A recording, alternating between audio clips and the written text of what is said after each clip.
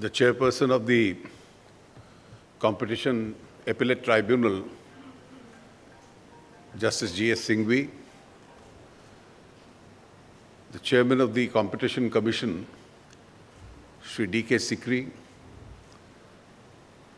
distinguished judges, members of the Appellate Tribunal, members of the Commission, members of the bar who are present here, ladies and gentlemen. Let me at the very outset express my gratitude to Mr. Sikri and his colleagues for having invited me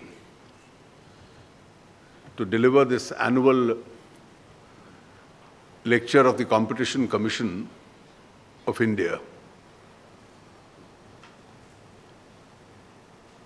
Many distinguished speakers that he named in the past 3 years have had the opportunity and privilege of delivering this lecture.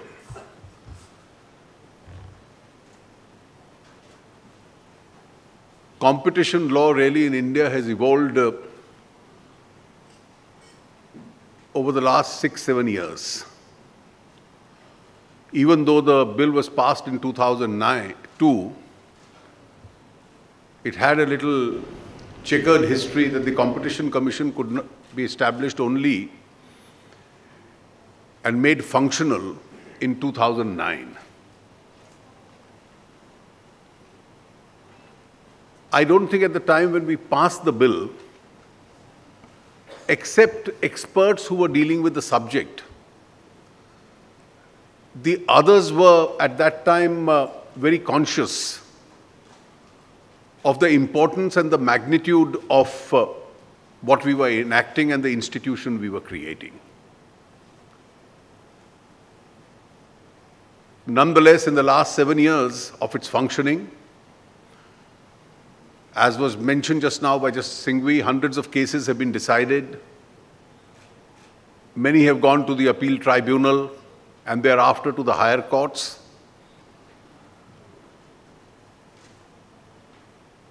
A good institutional mechanism has been created. A robust bar has developed. Several publications have already come out. And I meet a lot of young, very bright lawyers who very proudly tell me that they are specializing in this subject. Because as they would learn from their counterparts elsewhere in the world, the competition practice, which is more popularly referred to world over as the antitrust practice, is one of the most expanding areas where business, economy, and law blend with each other. If you look at the reasons and the rationale why it was necessary in India as elsewhere in the world, the reasons are obvious, particularly from the brief comment that Mr. Sikri just now made. Our founding fathers indeed took many great steps, but encouraging competition was not one of them. The manner in which our economic system was designed immediately after independence, it was inherently anti-competitive. It was anti-competitive because we chose a path of regulated economy. And regulated economy necessarily meant that there were entry point barriers as far as businesses were concerned. When we initially enacted the MRTP Act and then redid it in the 70s, the basis of the Act itself was that size is evil. And therefore, anything which is larger in size, which encourages economies of scale, promotes efficiencies, itself will have a tendency to monopolize, and therefore that should be discouraged. that inherently created inefficiencies. If we look at the Constitution as a document, and if we read the exceptions to the fundamental right of freedom of trade, one of the reasonable restrictions is, and which is a justified restriction, that the state is entitled to create monopolies. So if there is a state monopoly, that can't be challenged. Because the basis of free trade was that private monopolies are bad, but state monopolies can itself be created. That's in the Fundamental Rights chapter itself. Obviously, the economic order was dominated with the excessive licensing, and this led to a great amount of sluggishness as far as the economy is concerned. Large consumer choice was restricted. So if you wanted to manufacture an automobile and you needed a license, it was for the state to decide how much competition to be restricted. And therefore, for decades, we were denied that choice. So if we now go back to the pre-1991 scenario, we had actually, in a non-competitive environment, lived in an era of shortages. So if you needed a telephone connection, you may wait for 2 decades. If you wanted to buy a two-wheeler automobile, you had to pay either some extra money or stand in the queue for an indefinite period of time. If you wanted to buy an automobile, there was inherently a delay. And in that environment of shortages, the Supreme Court was not an activist court at that time. So all kinds of discretions were permitted. When I first became a member of parliament, on the very first day, I was given 2 booklets containing coupons. The first one was, and Article 14 had not been made so effective at that time, the first one was that we had a power to sanction out-of-turn telephone connections. The second one was that we had a power to sanction out-of-turn gas connections. My seniors in parliament, Mr. Vajpayee reminded us that when he was a member of parliament, and he was referring to the 1970s and not 50s, they were also given coupons to allocate 2 HMT watches every year out of turn. Now, in a non-competitive environment, discretions to get allocations, an era of shortages, an economy of shortages, restriction of consumer choice, and obviously this had an impact on growth itself, that these were the eras where we relished in what the world taunted us with, that India has a Hindu rate of growth. So the 2%, 2.5% rate of growth we had was sarcastically referred to by the rest of the world as the Hindu rate of growth. And I think in 1991, it was the then compelling situation which had its own impact on India, and we undertook the first steps towards the reform process. And obviously the impact of that itself is history. And once we were doing away with the monopolies, we were doing away with the state licensing, a competition law or an antitrust law itself was inevitable. It was for the first time in 1999 that Mr. Yashwant Sinha in his budget speech announced that India would now undertake a competition law. At the time when we undertook the competition law, there was an expert committee which was appointed, it gave its report, there were several sittings held, the law was introduced in Parliament, it went to a standing committee, and thereafter it was approved. But our mindsets had not changed completely. And therefore the creation of the institution of a regulator, whether in the competition field or in any other field, did create ripples in the system. And it was these ripples which effectively delayed the 2002 law being more effectively implemented till 2009. One of the concerns that Parliament had, and obviously one of the concerns that ministers in the government had in relation to various sectoral regulators, was that it was still taking us time that there can be good decision making outside the government setup. I recollect in the context of telecom,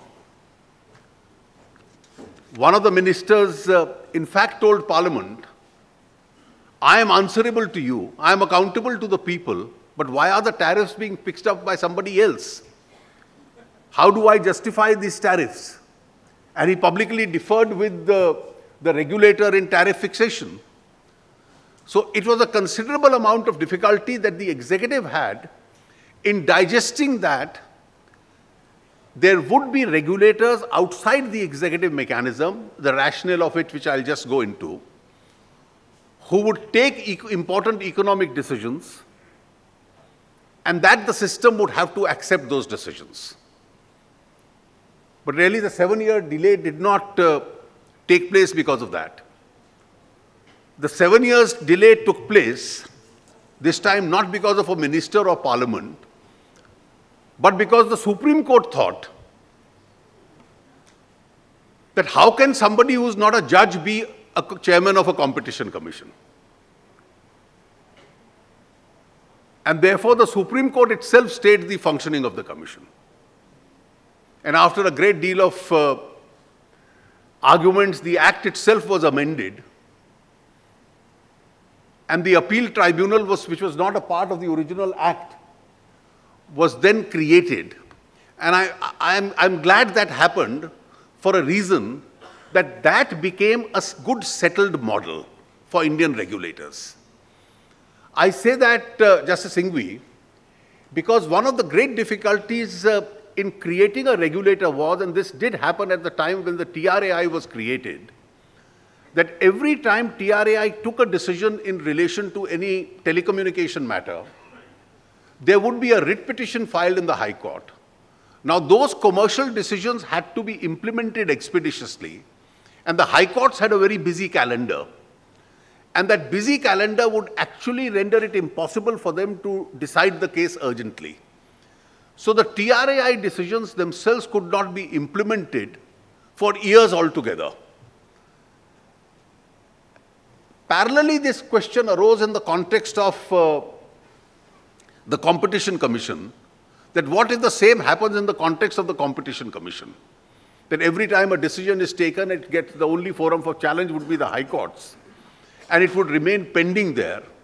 And therefore, around the same time, I think a good reform came, that it would be the experts who would head the regulatory mechanism, and a mix of those experts and a judicial experience would hear appeals against that before they could finally be challenged before an appropriate court, which in that case then became the Supreme Court itself.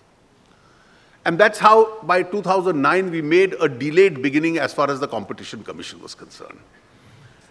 I think the moot question is, and that's the difference between the regulated economy and the market economy, as to why we need to promote and encourage competition. And the rationale is very clear. Competition creates innovations. Competition will always promote change and improvement. Competition will ensure efficiency. Competition will create new technologies. Competition will always provide you with a price competitiveness. That if you have a multiple choice of products, then in terms of its price competitiveness, each competes with each other. Competition would provide the consumer a choice as to which of the multiple products a consumer is entitled to purchase. And therefore, the consumer choice is much wider. And that itself promotes the quality of the product. Or in cases of services, it promotes the quality of services. Competition is at the heart of a market economy. Socialism per se is anti-competitive. Because socialism per se promotes state and encourages state monopolies. And monopolies by their very character are anti-competitive. Monopolies are always terrible for everyone except for the entity which owns the monopoly. And therefore, monopolies are never in consumer interest. It's always competition which is in consumer interest. And competition itself creates a race between people where the best product or the best service always wins.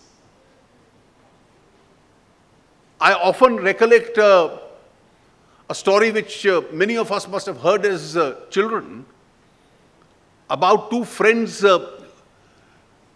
going for a walk in a dense forest where they heard the roar of a tiger.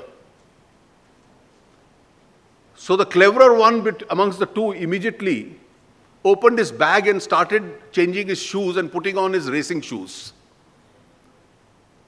So the second friend asked him, "Do you think with these shoes on you can beat the tiger?" He says, "The idea is to beat you and not the tiger." Well, that's what competition is all about. And therefore, competition creates that kind of innovation. It creates that kind of quality itself. Any form of restrictions at times can curtail competition. In terms of technology and capital, when we put restrictions, we actually cut down on competition. If we look at the direct impact of even foreign direct investment on competition, investment becomes the starting point of an economic activity. The investor who brings in his capital is no philanthropist. He brings it in for the idea of earning profit. And therefore, he brings with him the best of technologies. He then provides you with the most competitive in terms of quality and cost of product, where he wants to beat the rest of the market. And if we look at our experience in many fields, look at what state monopolies did to telecommunications in India. The linesman was, till the mid-90s, the most important man in our lives. You had a 0.8% tele-density in a country. And the moment you ended the state monopoly and brought in competition, and as we gradually brought in capital from wherever we could with the best of technologies, we became one of the largest and the cheapest services in the world. Look at what happened to the automobile sector in India. We had the most obsolete automobile sector in India. We allowed technologies, we allowed capital to come in as a competition. And today we have the most competitive automobile sector in India. And if we see the success stories of these sectors, take insurance for instance. We are amongst the most underinsured societies in India. And one of the great challenges of social security in India is how does India translate into an insured society from an uninsured society. And therefore, our reliance on a service sector like insurance, only on state monopolies, did not allow the sector to really expand.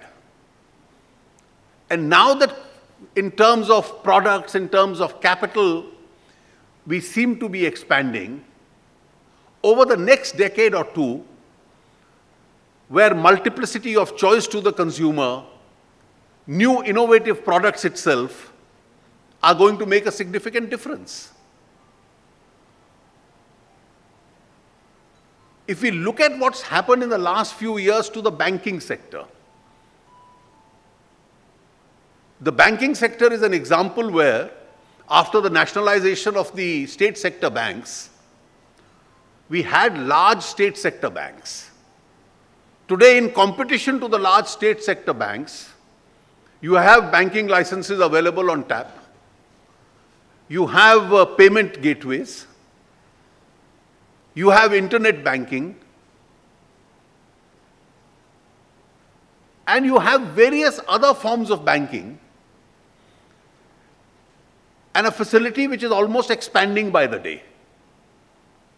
Which of the two scenarios is more consumer friendly, and which of the two scenarios is more friendly to the larger character of the economy itself? I think a great turning point as far as competition is concerned is the advent of e-commerce. Now, the advent of e-commerce and competition will completely change the nature of business, as it will make many of our laws and even sectoral limits completely redundant.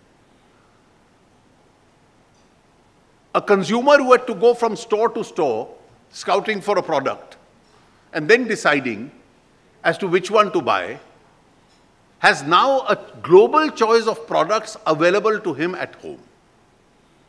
So his choice is much bigger.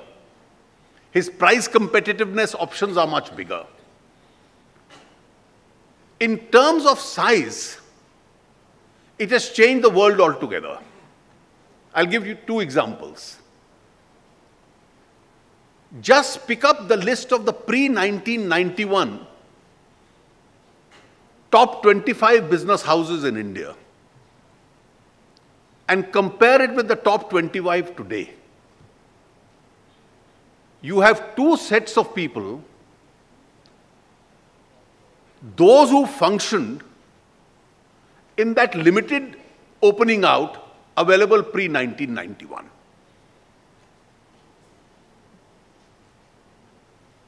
And post-1991, you have unknown names which suddenly came to the center stage, who developed new ideas, new technologies, and became great players. If you look up and compare that list of 25 who existed then and who are today, you probably may not even find 5 names in common. That is the difference that competition has done to us.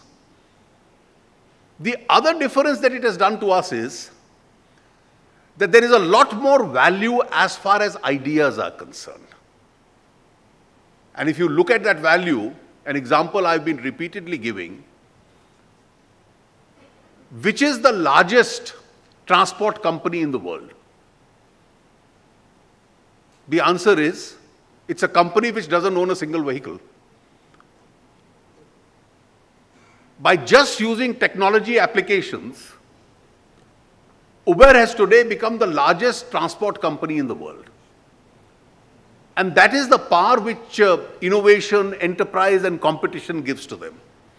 And now in innovative ideas, even within domestic economy, it starts facing challenge from similar other products. Who's the largest retailer in the world? He doesn't own a single store. That is how in the last few years, e-commerce itself has promoted the idea of commerce and made it a lot more competition friendly itself. I think in terms of competition being encouraged, international trade, also its dimensions have changed. I remember in the 1990s, a developing economy like ours used to absolutely fear competition internationally, particularly from the set of rules which the WTO was intending to design for various economies in the world. We were always seen as somebody who resisted the trade pacts. And I could see that transformation taking place between the 90s and the first decade of this century, that suddenly a fundamental change came in global trade. And the new principle of global trade was that earlier we had thought it was the United States of America, North America, Europe, the European Union, which have devised these instruments in order to economically dominate the world. But suddenly the whole idea changed. And the new idea which competition has encouraged was that the new meaning of international trade was that he who can provide goods or services of good quality at the cheapest rate will dominate the market. And therefore, except high technology areas, financial markets, suddenly you found that the developed economies now wanted to somehow change the agenda and stall the dialogue. Because it was China, it was Thailand, it was other low-cost economies which were dominating the goods section, and it was economies like India which were dominating the services. So we were always aggressive on services. The cost at which an Indian law firm can provide its services is far more competitive than the cost at which a London or a New York-based law firm can provide the same services. The cost at which an Indian hospital can do life-saving surgeries is a fraction of what their counterparts internationally can do. The cost at which Bangladesh could supply apparel and ready-made garments was much cheaper than the rate at which Europe and the United States could do. And therefore, the dimension of international trade itself had changed. And this also reduced the power of the governments. Now, a comment of this kind could only be made where state monopolies existed. Competition has now completely eliminated the scope as far as such areas are concerned. There is also a difference, particularly when you adjudicate these matters, between competition in the matter of services and competition in the matter of manufactured goods. If there are anti-competitive practices as far as manufacturing is concerned, the concerns are always lesser, because by playing with the tariffs, you can expand the market and therefore get the same products at a cheaper price from internationally. And therefore, the ability of a local producer to manipulate the market would always be less. But in case it's services, the scope for doing that is always inherently lesser. And therefore, the yardsticks itself would have to be lesser. But there are still areas where we haven't opened up to competition. And therefore, you can see the difference between those areas. Take, for example, civil aviation, where we've opened up for competition. Multiple airlines, multiple consumer choices, multiple routes, different tariffs, attractive services. Therefore, the consumer really becomes the master to decide as to which of the facilities that he must avail of.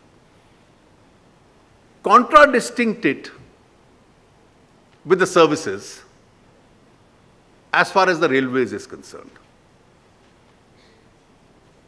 probably the world's largest network of railways,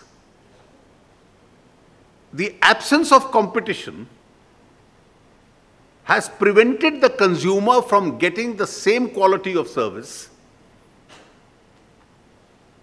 which has over the last 2 decades translated onto the airlines. Now contradistinct it further with still a relatively lesser performing sector, even compared to the railways, and which is the state transport undertakings. City after city in the country, state after state, lacks an adequate state transport service. It's the last of the anti-competitive areas where licensing is the rule, corruption is the norm, and inadequacy to the consumer is the phenomena. In the budget this year, we have proposed that since it's a concurrent list subject, that we'll be going in for a legislation getting rid of the licensing regime as far as this area is concerned, so that it can be freed up for competition itself.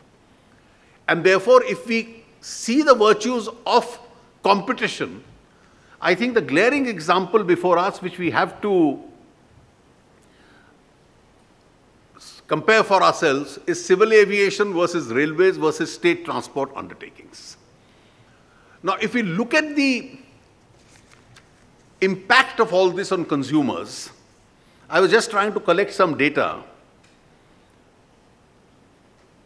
Air passengers in India, the difference between 2001 and 2016, 1.7 crores a year has now become 8.3 crores.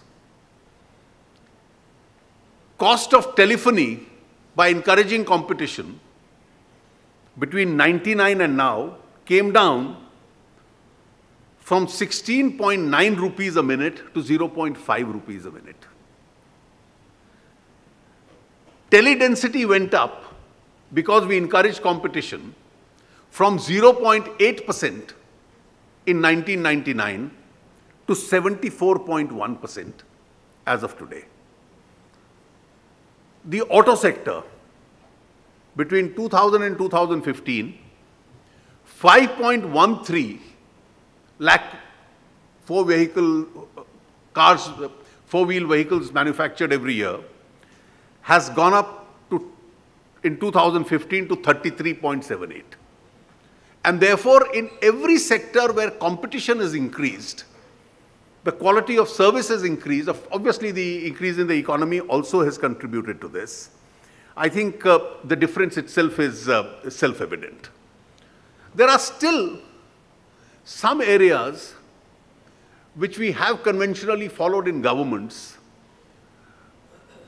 and we thought, and lawyers and judges dealing with this would be very familiar with this, is to provide to a state sector company either a purchase preference or a price preference. It's based on the assumption that these are government companies, their efficiency standards are less, and therefore they must be protected. Now, does this protect them, or does this incentivize inefficiencies? Anywhere in the world, you'll be told that the latter is the case itself. The essence of improving on competition is to facilitate an easy entry and permit and facilitate an easy exit. An easy entry itself helps us in the ease of doing business, and therefore the entry point restrictions must get eliminated. The nature of investment itself was an entry point restriction, and therefore over the last few years we have systematically liberalized it. The conditionalities attached to it is an entry point restriction. We've been getting rid of a large number of those restrictions. Years spent in environmental permissions is an entry point restriction. FIPP clearances not being granted for years is an entry point restriction, and therefore These are ones where we've gradually become more efficient. A great disincentive is the possibility of anybody challenging it. And against newer investment proposals, PILs being entertained.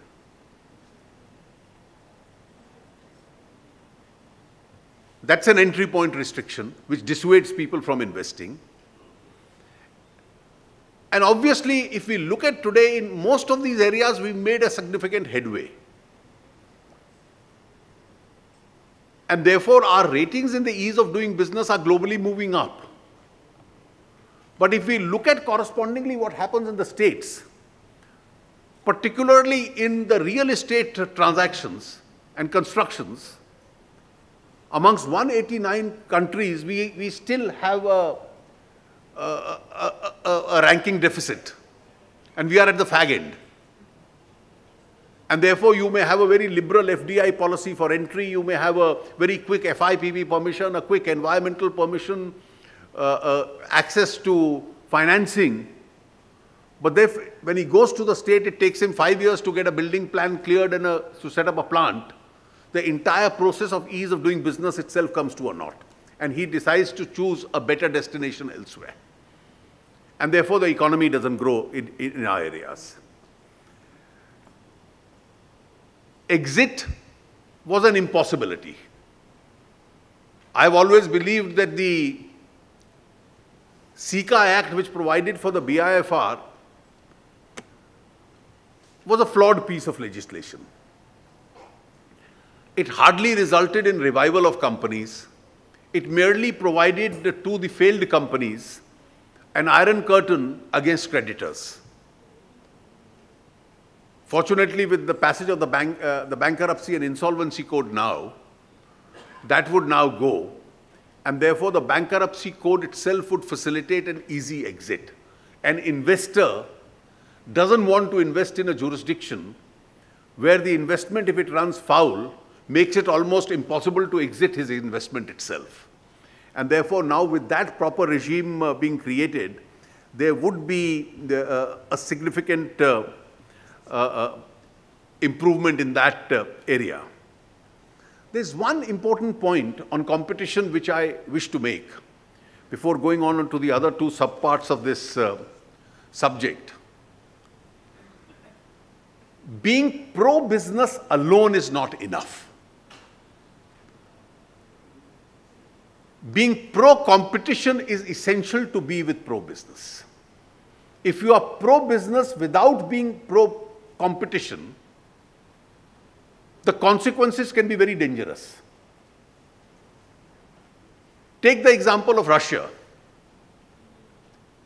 They went in for a lot of privatization. Because they were not pro-competition, the entire privatization resulted in the creation of the oligarchs. And oligarchs again meant monopolies. So any pro-business policy had per se to be also pro-competition, because without being pro-competition, being pro-business itself can encourage oligarchs, it can encourage crony capitalism, which itself is dangerous. On regulators, as I said, we went through a phase where we decided to have experts as regulators. And people also learned on the jobs. And I think the other important underlying factor on regulators in various fields was that when we transformed from a regulated economy to a market economy, let us not forget that the government in each of those fields had a dual capacity. In telecom, through the BSNL and the MTNL, the government was a player. It was also the rule maker. In insurance, the government had the GIC companies and the LIC. So it was an important participant. The government was, through its own instrumentalities, doing business. It was also the rule maker. And therefore, any private participant would say that my competitor can't set the rules of the game. And therefore, the need to have a regulator at an arm's length distance from the government was absolutely necessary.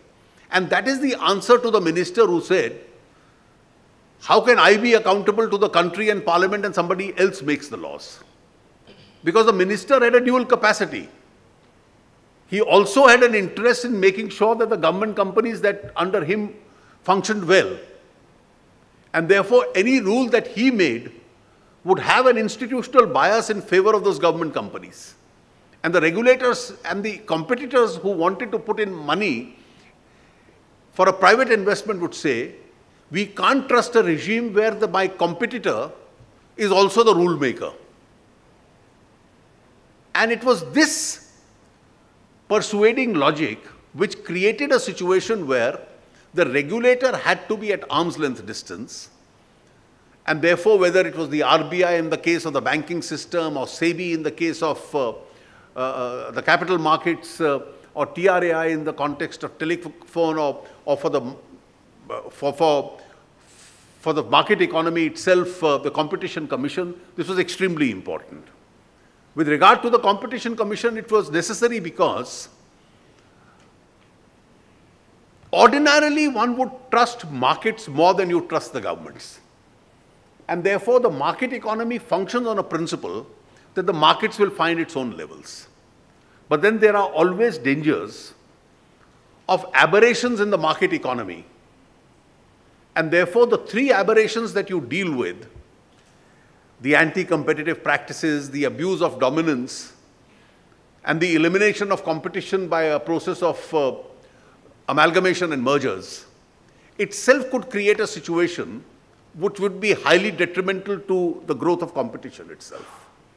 And I think regulators now for over a decade and a half in various fields have been functioning effectively. And the country by and large, the polity, the participants, the courts have all got used to the autonomy and independence of the regulators. The more we professionalize them, the better it is for our economy. What is the impact of all this on growth? A competitive economy which allows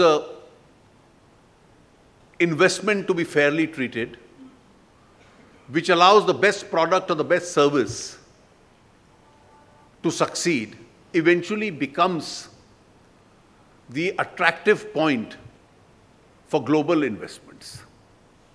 Today, world over, people have investments. And when they choose never to invest in a sluggish economy. They want to invest in a more competitive economy. They want to invest in a fair economy. They want to invest in an economy where entry is easy, where exit is easy, where the rules of business are fair. An economy which carries credibility. And therefore, if you have an investment coming in, it's quite obvious that it becomes the starting point of all economic activity, which eventually not only increases that economic activity, which increases revenues, which enables the state to discharge its obligations, particularly towards the weaker sections. It creates jobs. It adds to growth rates. An economy without investment can never add to its growth rates. And I think as we've embarked on this experiment, our post-91 experience has certainly been a much better experience than what existed pre-1991. And therefore, having traveled a long way, I think the faster we move on this path, the more competition, the more consumer welfare, the better products, and probably a more buoyant economy. Thank you very much.